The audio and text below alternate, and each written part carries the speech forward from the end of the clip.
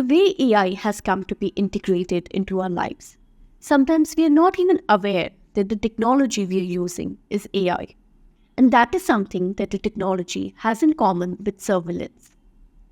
Whether it is the traffic monitoring camera that takes a picture of you, or the CCTV at your building's gate, we aren't even aware that we are constantly under watch. Increased crime rate, unsafe neighborhoods, fears of harassment may make us clamor for even increased watch through deployment of facial recognition techniques, CCTV, biometric checks. It's also not just a matter of state surveillance, but the application that we use on our phone, social media platforms that have our location all the time, know about our health better than our doctors, and can tell our friends and families apart. The relationship between AI and surveillance is deeply intertwined. It is through this data, derived from us through our applications, or from what is publicly available about us, that AI technologies are improved and then further deployed to keep an even keener watch on us and understand us better.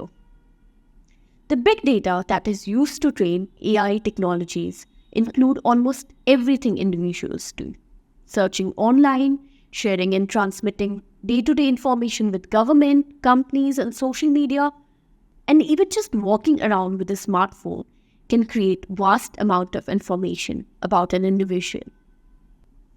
So what is the downside, you may ask? Privacy. Take for example the use of CCTVs. Using CCTV cameras in public places is quite common these days, and most people don't see it as a big problem. But when these cameras are used together with facial recognition software, they can become a powerful tool that watches people too closely and can affect their privacy. A recent UN report has warned that people's right to privacy is coming under ever greater pressure from the use of modern networked digital technologies, whose features make them formidable tools for surveillance, control, and oppression. The way we understand things like giving permission, being informed, and having control over our personal information is being challenged like never before because of AI. And most of the talk about privacy and AI does not think enough about the gap in power between big companies or government that collect our data and the normal people who give that data. The opaqueness and inexplainability of AI application and algorithm also make it difficult to determine what data was used for what purpose and how it led to a certain result, making it difficult to fix accountability. What is also scary is that AI can find patterns that humans cannot see, learn from data, and guess things about people or groups. This means AI can create new information that is hard to find or was never clearly given by the person. For example, AI used in hiring might guess someone's political views from other simple details they gave and use that guess while deciding whether to hire them or not. And what if the government has access to all the data produced by your applications? This is exactly what has made the recently introduced Income Tax Bill 2025 controversial, as its provisions grant tax officials access to citizens' digital and financial spaces. The bill has been criticized for allowing tax authorities to access emails, social media accounts, bank details, and trading transactions without a warrant or a prior notice, solely based on a suspicion.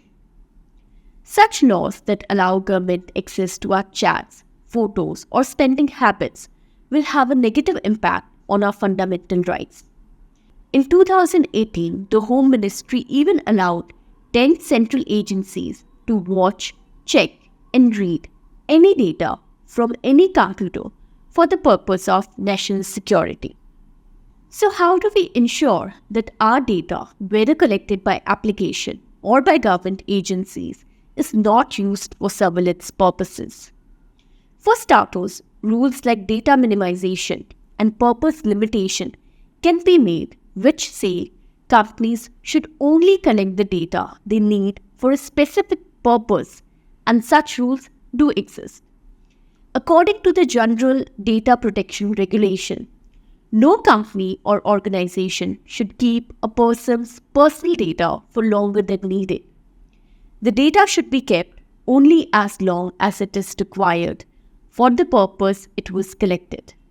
However, no such law exists in India at the moment, as the Digital Personal Data Protection Act, while passed in Parliament, its specific rules and regulations are yet to be officially notified. The right to privacy is protected as an inherent part of the right to life and personal liberty under Article 21 of the Constitution. And whether from the government or from applications in our phone, we need privacy. AI can bring benefits to healthcare, law courts, and government services. But like many other technologies, AI also creates social, technical, and legal problems, especially in how we understand and protect people's privacy and personal information. The benefits of AI should not make us compromise with our right to privacy, and the choice shouldn't be between privacy and technology, but rather technology should be designed and deployed in a manner that guarantees our privacy, as envisioned by our Constitution.